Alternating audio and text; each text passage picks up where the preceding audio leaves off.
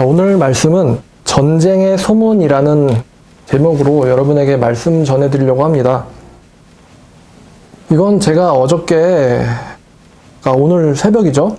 오늘 새벽에 이제 신문을 보았는데, 일본 석간신문 후지에서 잠수함 50척이 한반도 근해에 집결해가지고 지금 대치하고 있다라는 기사가 나왔어요. 그래서 중국 잠수함이 20척이고, 나머지는 이제 불명이에요. 다만 추정할 뿐이에요. 통상적으로 상대방 잠수함이 20척이면은 이쪽에도 잠수함이 20척이 대치하고 있다고 봐야 된다. 그래서 이제 얼마 전에 트럼프 대통령이 우리 잠수함은 항공모함보다 더 강력하다. 그러면서 이제 잠수함 자랑을 했잖아요. 그래서 아마 잠수함이 어디 있는지는 탐지가 안 되기 때문에 우리가 모르지만 대치하고 있을 것으로 추정하는 거예요. 50척 정도가. 그 중에 한 대가 일본에서 한 45분 정도 정박했다가 다시 잠항을 했는데 그 한 대가 이제 사이언함이라고 합니다. 아프가니스탄전에도 참전했었다고 하네요. 토마호크 미사일 날리는. 그리고 지금 미군의 이지스함 16척이 한반도 근해에 지금 배치가 될 것이라고 해요. 그리고 지금 중국 접경 지역에는 중국군 15만 명이 배치되어 있고 4급으로 이제 전시 대비령이 내려졌다고 합니다. 그리고 이제 어저께 이제 트럼프도 말했죠. 중국군에게서 특이 동향이 보인다. 중국 공군에게서 특이 동향이 보인다. 그러니까 미사일을 이제 풀 무장을 한 전투기가 출격 준비를 하고 있나 봅니다. 그리고 또 이제 일본이 자국민 대피 계획을 한국 정부에다 요청했다 이거죠. 그래서 한반도에서 유사시, 그들이 이제 유사시라고 표현해요. 유사시에 공항을 통해 가지고 일본 국민들을 대피시키고 필요하면은 자국 공군 수송기도 착륙할 수 있게 해달라고 요청하고 있고, 이제 그게 여의치 않을 경우, 공항이 파괴돼서 여의치 않을 경우에는 남쪽 부산 쪽에서 이제 배로 이동하게 어떤 그런 대비를 얘네들이 지금 하고 있는 것 같아요. 근데 또 제가 어저께 거리를 나가보니까 한국인들은요, 아무 생각이 없어 보이더라고요.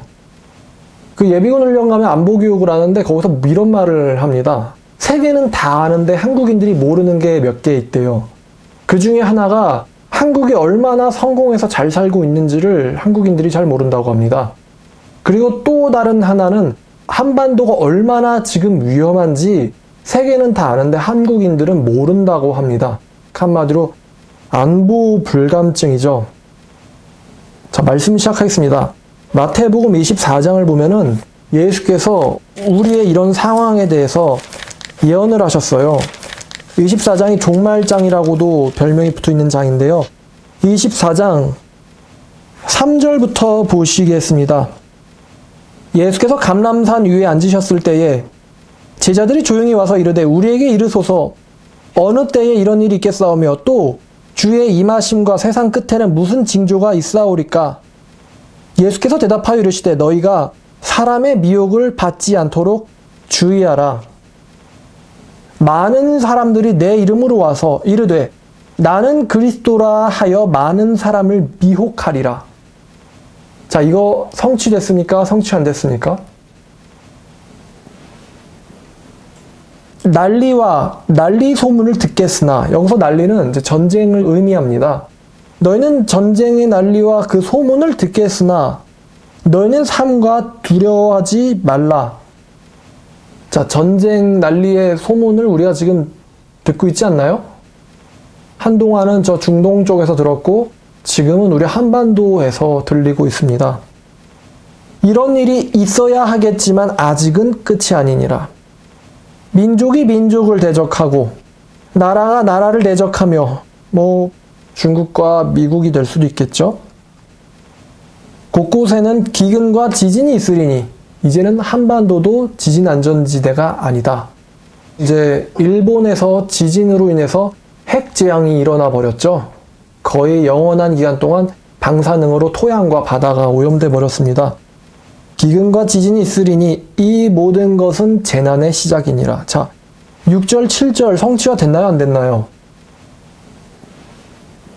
그때에 사람들이 너희를 환란에 넘겨주겠으며 너희를 죽이리니. 자, 지금 뭐 이집트에서 콥트 교도들이 IS에 의해서 살해당하고 또 보코하람에서도 믿는 사람들이 살해당하고 너희를 잡아주며 너희를 죽이리니 너희가 내 이름 때문에 모든 민족에게 미움을 받으리라. 지금 한국에서는 기독교인들이 불신자들에게서 미움을 받고 있죠.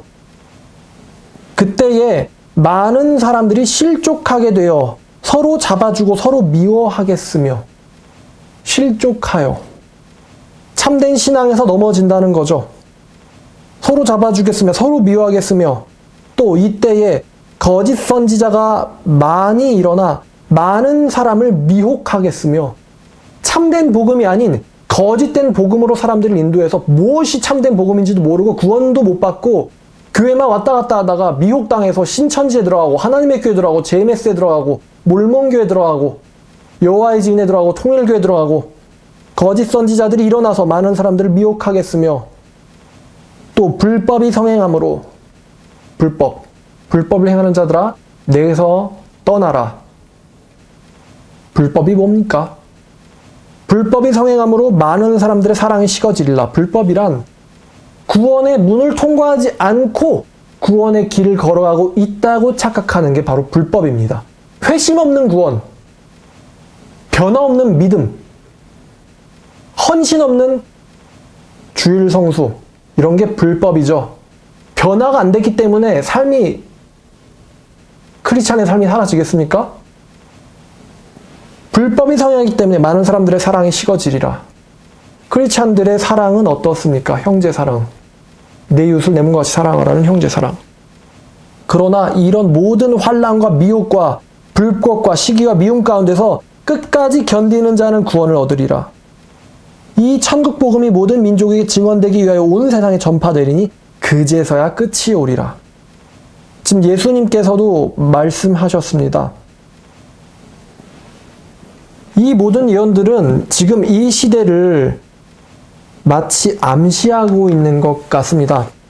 예레미야 14장을 보면은 예레미야 14장, 예레미야가 살던 당시도 오늘날 우리나라의 상황과 매우 흡사해요. 이 당시는 아직 전쟁과 멸망이 일어나기 전이었어요. 마지막 최후의 전쟁이 일어나기 전이었습니다. 예레미야 14장 10절을 보면은 여호와께서 이렇게 말씀하세요. 왜 그럼 멸망이 임하느냐? 제가 그거를 말씀드리고 싶어서 예레미야를 보는 겁니다. 여호와께서 이 백성에 대하여 이와 같이 말씀하시되, 이 백성에 대하여 누굽니까? 선민이라고 하는 이스라엘 백성들을 말하는 겁니다.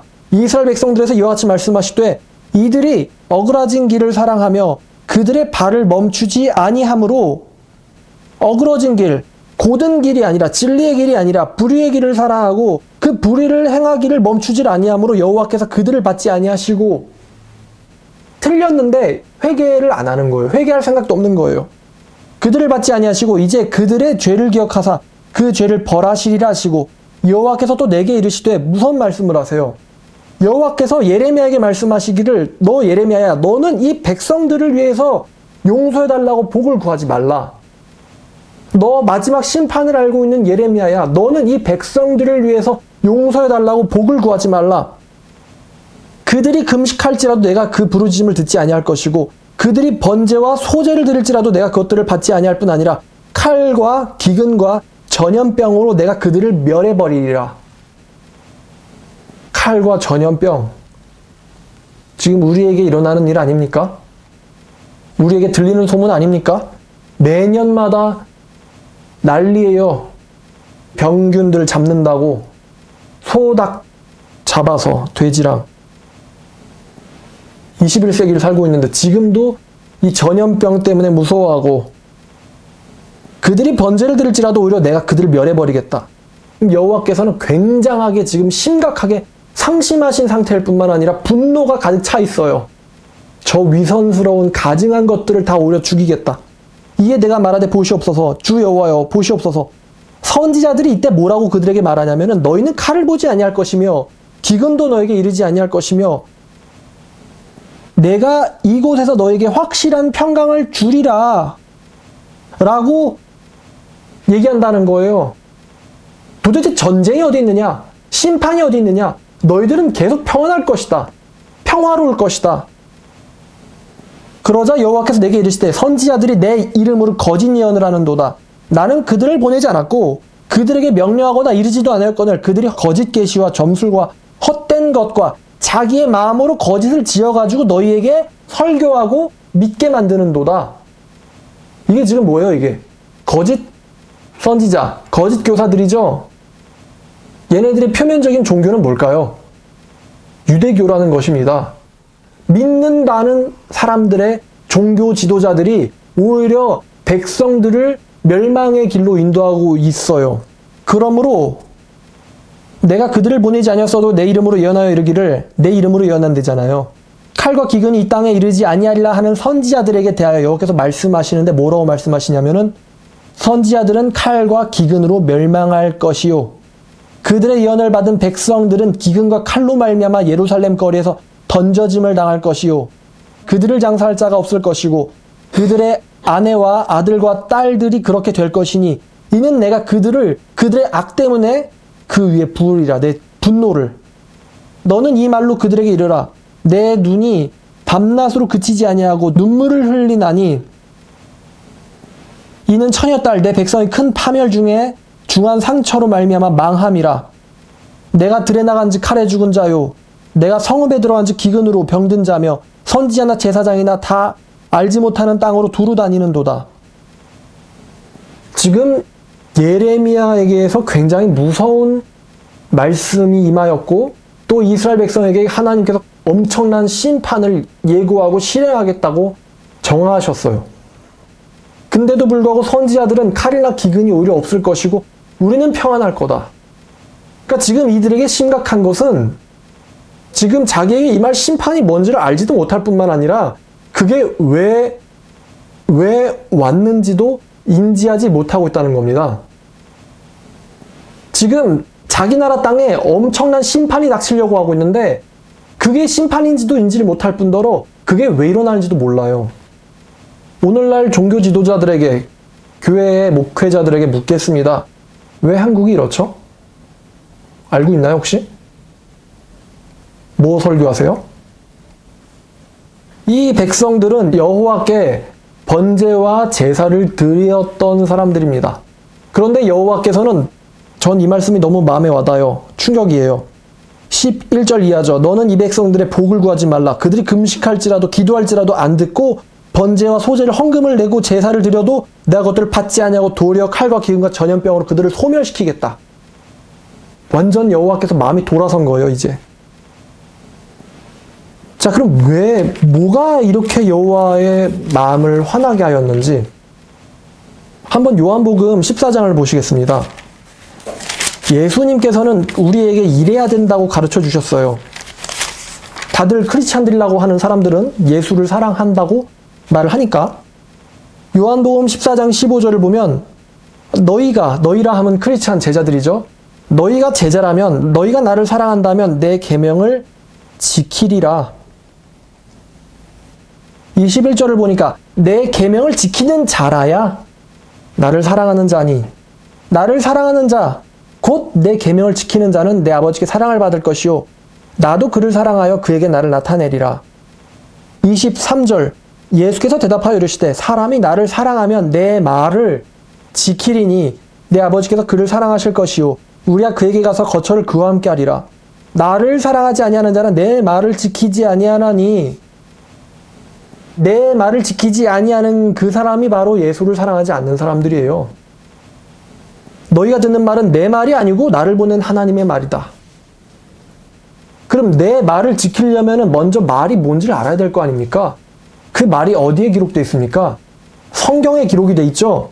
근데 여러분 솔직히 이 영상을 보시는 크리스찬 분들 교회 가서 확인해 보세요. 성경을 사랑해서 성경대로 살고 싶다, 성경대로 살고야 말겠다라고 결단하는 청년들이 주변에 한 명이라도 있는지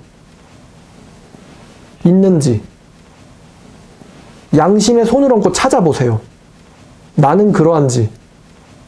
내가 하나님, 예수님 사랑한다고 하는데 예수님은 이렇게 말해요. 내 말을 가지고 지키는 자가 나를 사랑하는 자다. 나를 사랑하지 않는 자는 내 말을 지키지 않는다. 이 말은 내 말이 아니고 아버지가 하신 말이다. 이 말씀을 읽고 양심에 손을 얹어보세요. 예수님의 말에 관심도 없으면서 제사를 드린다라고 하는 사람들이 옛날부터 지금까지 엄청 많았어요. 전도서도 우리에게 이렇게 경고합니다. 전도서 5장 1절을 보면요. 솔로몬 이런 기가 막힌 말씀을 줘요. 5장 1절. 너는 하나님의 집에 들어갈 때에 네 발을 삼갈지어다. 하나님의 집에 가까이 가서 말씀을 들어보는 것이 우매한 자들이 재물 드리는 것보다 나으니 그들은 여호와 앞에서 악을 행하면서도 깨닫지 못함이라. 가까이 가서 왜 여호와께서 화가 나셨는지, 여호와께서 내게 원하시는 게 뭔지 들어보자 라고 하는 것이 그거에 대한 관심도 없이 예배 드리는 것보다 나으니, 예레미야에서 뭐래요? 내가 받지 아니하고 그들을 소멸시키겠다 그랬어요. 아버지가 왜 이렇게 화가 나셨는지 그걸 알아봐야 되는데 그거를 알아볼 생각도 없고 알고 싶어 하지도 않고 알려달라고 하지도 않고 예배 드리고 제사 드리면 되는 거 아니에요? 그들은 악을 행하면서도 깨닫지 못함이니라. 아모스 5장 21절 가보면요. 요즘 청년들이 CCM을 아주 좋아하죠. 근데 성경에 대한 관심도 없는 CCM 좋아하는 애들한테 하나님이 경고를 이렇게 했어요. 21절부터 보겠습니다. 내가 너희의 절기들을 미워하며 멸시하며 너희의 성회들을 기뻐하지 아니하나니 너희가 내게 번제나 소제를 드릴지라도 내가 받지 아니할 것이고 너희의 살찐 희생의 화목제도 내가 돌아보지 아니하리라. 네 노랫소리를 내 앞에서 그칠지어다. 네 비파소리로 내가 듣지 아니하리라. 찬송을 가리켜서 하시는 말씀이 소음공예니까 집어치워라 이거예요. 이게 여호와 앞에서 절기를 지키겠다고, 성회를 열겠다고, 노래를 하겠다고, 비파를 가지고 영광 돌리겠다고 하는 사람들한테 여호와께서 말씀하시는 거예요. 집어치라고. 왜입니까? 이들의 삶 가운데서 하나님에 대한 알고자 함이 없었어요. 여호와에 대하여 알고자 하는 마음이 없고 다만 뭐만 있습니까? 예배라는 외식만 남은 거예요. 그 외식을 인도하는 거짓 선지자들만 잔뜩 있는 거예요. 이게 여호와가 주신 경고였고 이들이 경고를 안 들어서 쓸어버렸어요. 문자 그대로 지도에서 지웠어요. 그러면 삶은 어떻습니까? 예수님이 승천하시기 전에 너희들은 내 증인이 되라 그랬습니다. 증인이 되라. 그리고 디모데 후서에서 바울이 마지막에 디모데 후서 4장 1절을 보면은 사도 바울이 죽기 직전에 유언격으로 뭐라고 말하냐면은 디모데 후서 4장 1절에 하나님 앞과 살아있는 자와 죽은 자를 심판하실 예수 앞에서 예수의 재림과 예수의 나라를 두고 너한테 명하는데 너는 말씀을 전파하라. 말씀을 전파하라. 때를 얻든 못 얻든 항상 힘써라. 범사의 오래 참음과 가르침으로 경책하며 경계하며 권하라. 때가 이르리니 사람들이 바른 교훈을 받지 아니하며 지네들 귀가 간지러워서 지네들의 사욕을 채워줄 스승들을 많이 두고 그 귀를 진리에서 돌이켜 허탄한 이야기를 따르리라. 지금 딱 말씀이 성취됐죠. 바울은 우리에게 너는 말씀을 전파하라고 경고했어요. 권면하고 있습니다. 또 에스겔 3장에 보면 하나님께서 에스겔을 임명하시면서 이러한 마음의 부담감을 세워주십니다. 에스겔 3장을 보니까 에스겔 3장 17절을 보니까요. 여호와께서 이렇게 말씀하세요. 인자야. 여기서 인자는 예수님이 아니고 에스겔이에요. 너 사람의 아들아. 사람의 아들은 사람을 대표한다는 뜻입니다. 너 사람의 대표자야. 내가 너를 이스라엘 족속의 파수꾼으로 삼았으니 너는 내 입의 말을 네가 먼저 듣고 나를 대신해서 걔네들을 깨우쳐줘라. 어마어마한 임무가 인자, 즉 사람의 대표인 에스겔에게 왔던 거예요. 가령 내가 악인에게 말하기를 너는 죽으리라 할 때 네가 그 말을 내게서 먼저 듣고 깨우쳐주지 아니하거나 말로 악인에게 일러서 그의 악한 길에서 떠나서 생명을 구하라고 회개하라고 하지 아니하면 그 악인은 지 죄 때문에 죽겠지만 나는 그의 피값을 네 손에서 찾을 것이고 또 20절 또 의인이 그의 공의에서 돌이켜 악을 행할 때에 그의 행한 그 공의는 기억한 바 아니고 내가 그 앞에 거치는 것을 둬서 그를 죽일지니 이는 네가 그를 회개하라고 깨우치지 않았음이라. 그 의인이었던 자는 자기 죄 때문에 죽으려니와 그 의인이었던 자의 핏값을 회개를 외치지 않은 네 손에서 내가 찾으리라. 이러한 임무를 여호와께서 에스겔에게 주셨습니다. 내가 내 말을 너에게 줄 테니 너는 내 말을 먼저 듣고 나를 대신해서 그들을 깨우쳐라. 그러나 네가 그 의인을 깨우쳐 범죄하지 아니하게 하므로 그가 회개하면 정녕 그는 살리니 이는 깨우침을 받아들였음이며 너도 네 영혼을 보존하리라. 그러니까 참된 선지자는 여호와의 말씀을 그대로 가감없이 전달하는 자입니다. 참된 크리스찬은 여호와의 뜻을 그대로 가감없이 전하는 사람입니다. 거짓된 사람은 여호와의 말씀을 알지도 못할 뿐더러 전하지도 않아요. 그래서 사람들을 죽이죠. 여호와께서 그들을 죽일 때 그들에 대한 핏값은 우리에게 있습니다. 누가복음에 보면은 예수님도 동일한 무게의 말씀을 우리에게 해주십니다. 누가복음 9장 26절을 보면요.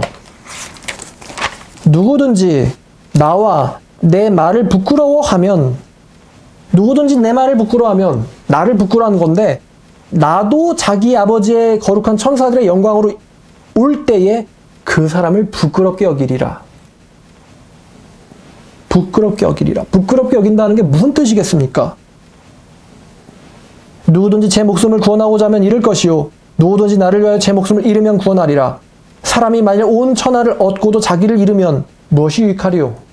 내 말을 부끄럽게 여기는 자는 내가 그를 부끄럽게 여기리라. 내 말을 듣고 자랑스럽게 전파하는 자는 내가 그를 자랑스러워하리라. 이런 말 아니겠습니까?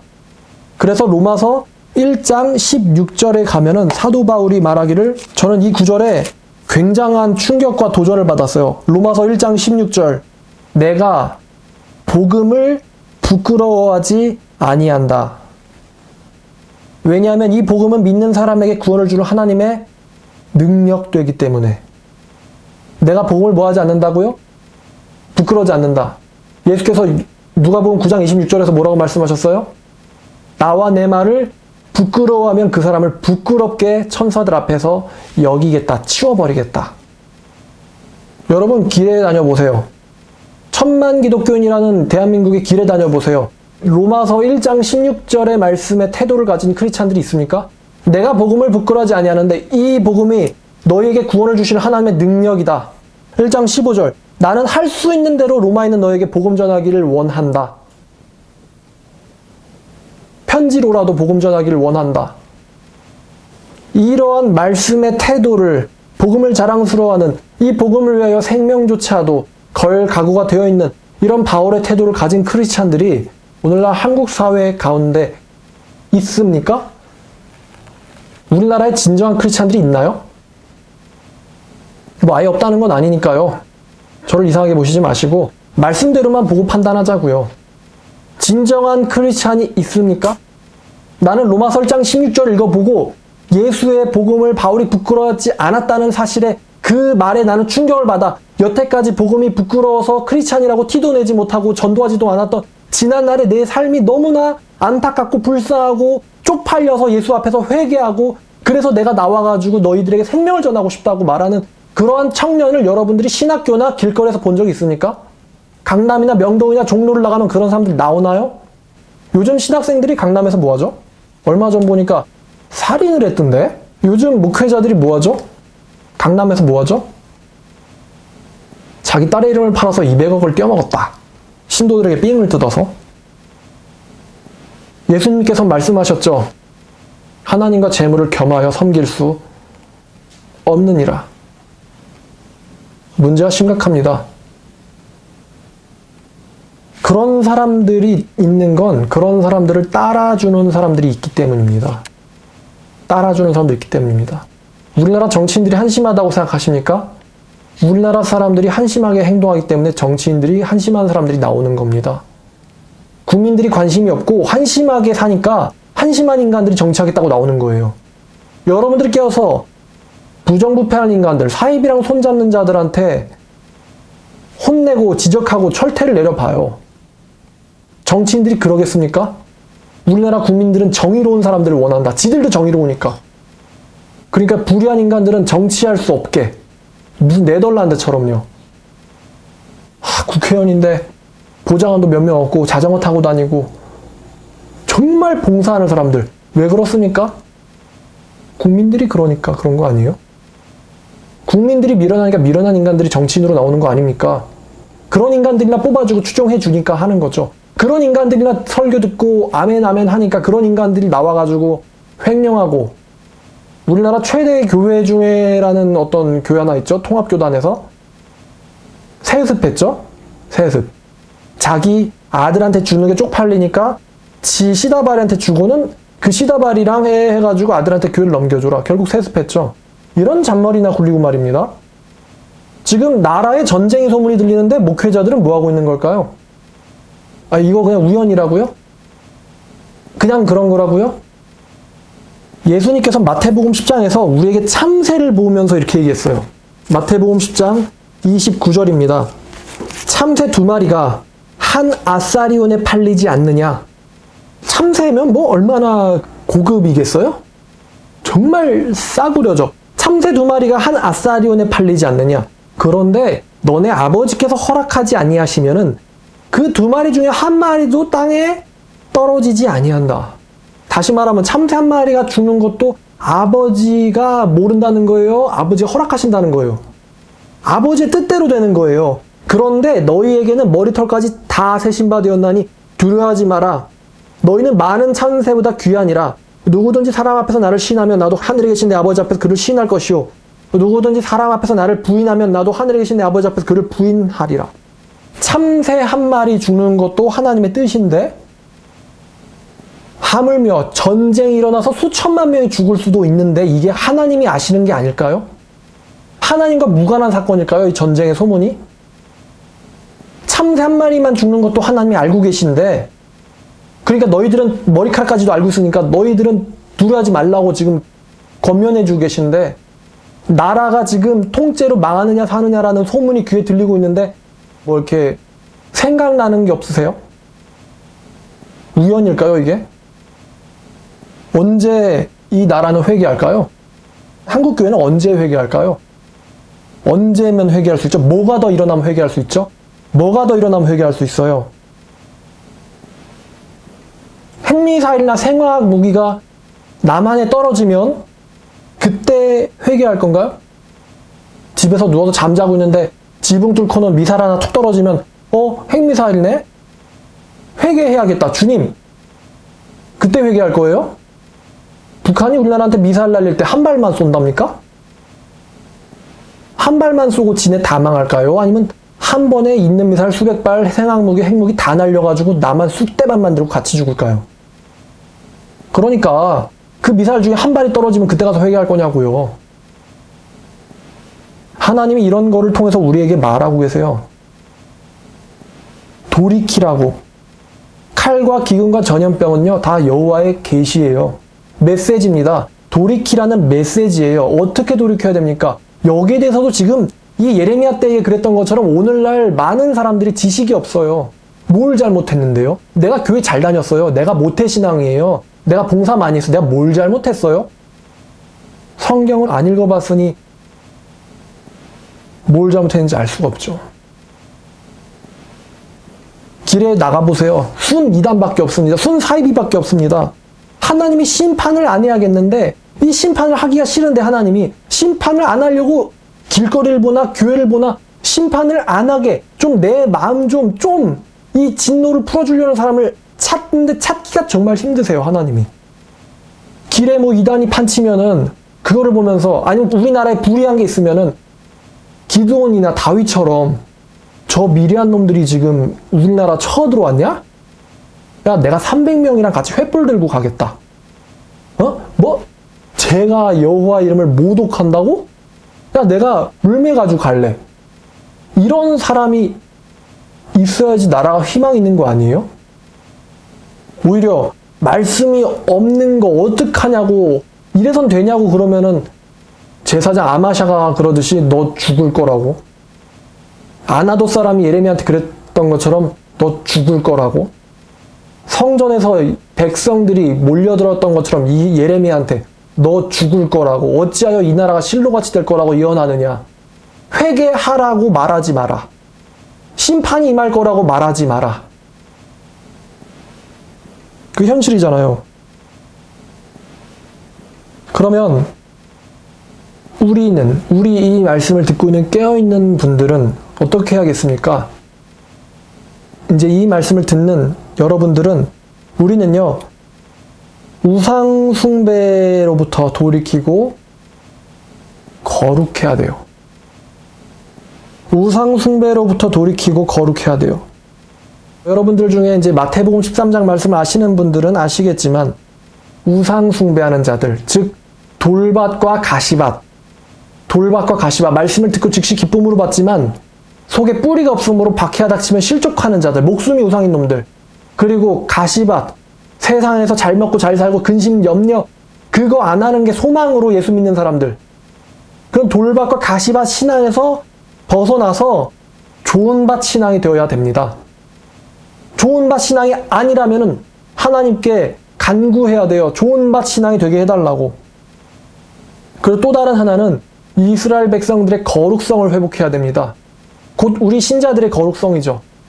요즘 신자들은 안 믿는 사람들이랑 다를 바가 없어요. 거룩함이 뭐냐면요, 구별이에요. 구별됨이 거룩이에요. 그러니까 여러분들의 삶이, 여러분들이 똑같이 걔네들이 추구하는 거 추구하고 걔네들이 좋아하는 거 좋아하고 걔네들이 하는 거 하고 있고, 그럼 여러분들은 거룩한 사람이 아닙니다. 거룩은 이런 게 아니고요, 좀 얌전한 척하거나 좀 빼는 척하는 게 거룩이 아니고요, 거룩은요 구분되어 있는 거예요. 거룩이란 건 여호와께 드리려고 성별되어 있는 게 거룩한 거예요. 거룩성을 회복해야 하나님이 이 나라를 심판을 못 하십니다. 우리 신자가 거룩성을 회복해야. 라오디게아 교회, 예수님이 얘기했어요. 너는 차든지 덥든지 둘 중에 하나만 해라. 거룩해지든가 아니면 그냥 나가리가 되든가 둘 중에 하나만 하지 양다리 걸치지 말라. 그거 예수께서 말씀하셨어요. 그리고 이거는 저도 참 말하기 안타까운 얘기인데요. 목회자들, 그러니까 천주교의 신부들과 목회자들이 하나님의 말씀 앞에서 회개하며 그동안 양들을 오도했던, 잘못 이끌었던 것에 대해서 회개하며 말씀으로 돌아가야 되는데, 여태까지 인류의 역사에서 이런 회개가 일어나는 경우가 거의 없었어요. 자기들의 그동안에 쌓아왔던 체면과 권위 때문에 회개를 못하고, 오히려 이제 시대의 종교 지도자라는 사람들은 예수를 박해했을 뿐만 아니라 예수를 믿게 하려는 사람들을 못 믿게 했습니다. 그게 우리의 성경에 이제 기록된 현실이죠. 그래서 마태복음 23장 13절을 보면은, 화 있을진저 외식하는 서기관들과 바리새인들아, 너희는 천국문을 사람들 앞에서 닫고 너희도 들어가지 않고 들어가려고 하는 사람도 들어가지 못하게 한다. 들어가지 못하게 한다. 어떻게 할까요? 정말 마음이 아픕니다. 우리 성도들이 바로 서려면 목회 지도자들이 말씀 앞에서 회개하여 바로 서야 되는데, 언제쯤 이 횡령하고 사기치고 돈에 눈먼 사람들이 하나님의 말씀 때문에 사는 순수한 사람들로 돌아오게 될까요? 그렇게 될 것 같아요? 안 될 것 같아요? 마지막에는 하나님께서 심판의 불을 내리십니다. 그 불은 더 타락하고 더러운 것들을 태우는 정화의 불입니다. 베드로서 3장에는 이 불에 대해서 나와요. 베드로서 3장 9절부터 보면, 주의 약속은 어떤 이들이 더디다고 생각하는 것처럼 더딘 것이 아니고 주님께서는 너희에게 오래 참으사 너희 중에 아무도 멸망하지 아니하고 다 회개에 이르기를 원하시는도다. 그러나 주님의 날이 도둑같이 오리니, 주님의 날이 좋은 날일까요? 무서운 날일까요? 주님의 날이 도둑같이 오리니 그날에는 하늘이 큰 소리로 떠나가고 물질들은 뜨거운 불에 풀어지고 땅과 그 중에 있는 모든 일이 드러나리로다. 이 모든 것이 이렇게 불로 풀어질 것인데 너희가 어떠한 사람이 되어야겠느냐? 행실과 경건에, 거룩한 행실과 경건에 있어서, 거룩함과 경건성에 있어서 너희들은 어떠한 사람이 되어야 되겠느냐? 이 모든 것이 불로 풀어질 그날에 너희가 하나님 앞에서 발견될 것인데 거룩함과 행실에 있어서 그분 앞에서 어떤 사람으로 발견되어야겠느냐? 하나님의 날이 임하기를 바라보고 간절히 사모하라. 그날에 하늘이 불에 타서 풀어지고 물질이 뜨거운 불에 녹아지려니와 우리는 그 약속대로 의가 있는 곳인 새하늘과 새 땅을 바라보는도다. 그러므로 사랑하는 자들아 너희가 이것을 바라보나니 주님 앞에서 점도 없고 흠도 없이 평강 가운데서 나타나기를 힘쓰라. 우리의 주님의 오래 참으심이 구원이 될 줄로 여기라. 우리가 사랑하는 형제 바울도 그가 받은 지혜대로 너희에게 이런 말씀에 대하여 이런 내용에 대하여 썼고 그의 모든 편지에서도 이런 일에 대하여 말하였으되 그 중에 알기 어려운 것이 덜어 있어서 점도 없고 흠도 없이 되기 싫어하는 자들, 이런 무식한 자들과 굳세지 못한 자들이 다른 성경처럼 억지로 해석하다가 스스로 멸망에 이르느니라. 그러므로 사랑하는 자들아 너희가 이것을 떠나 이것을 미리 알았은즉 무법한 자들의 미혹에 이끌려서, 이게 무법자들이죠 이거. 지도자들이 무법자들이에요. 미혹에 이끌려 너희들이 굳센 데서 떨어질까 조심하라. 어떤 형태로 이게 성취가 될까요 우리한테? 무섭죠? 그럼 우리가 할 수 있는 건 뭡니까? 행실과 경건의 거룩성 회복 아닙니까? 우리가 할 거는? 그들은 그렇게 되겠지만 너희들은 이렇게 발견되라. 이게 베드로와 바울의 메시지예요. 그들은 그렇게 되겠지만 너희는 이렇게 발견되라. 그때에 이런 날이 있겠지만 너희들은 이런 땅을 소유로 받을 것이다. 베드로의 결론이죠. 그래서 말씀은 우리에게 말세의 난리와 환난과 심판에 대해서 이미 예언했고 경고했어요. 문제는 우리입니다. 우리. 제가 요즘 좀 겁이 나요. 정말로 유사시라는 게 터지면 어떡하지?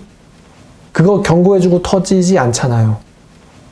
갑자기 큰 굉음이 일어나면서 남자들에게는 소집 문자가 날라오겠죠?